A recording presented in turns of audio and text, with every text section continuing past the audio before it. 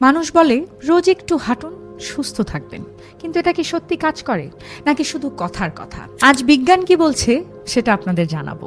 আর উত্তরটা শুনলে আপনি আজ থেকেই হাঁটা শুরু করে দেবেন রীতিমতো। হার্ভার্ড বিশ্ববিদ্যালয়ের গবেষণা বলছে, যারা প্রতিদিন মাত্র 30 মিনিট হাঁটেন তাদের হার্ট অ্যাটাকের ঝুঁকি কমে যায় 35%। শুধুমাত্র হাঁটায়, বুঝতে পারছেন? কোনো জিম নয়, কোনো ওষুধ নয়।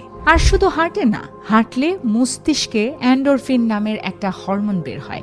এটাকে বলে সুখের হরমোন। তার মানে হলো হাঁটা শুধু শরীর নয়, আপনার মনকেও সুস্থ রাখে, বিষণ্ণতা কমায়, সেই সাথে মাথা পরিষ্কার রাখে।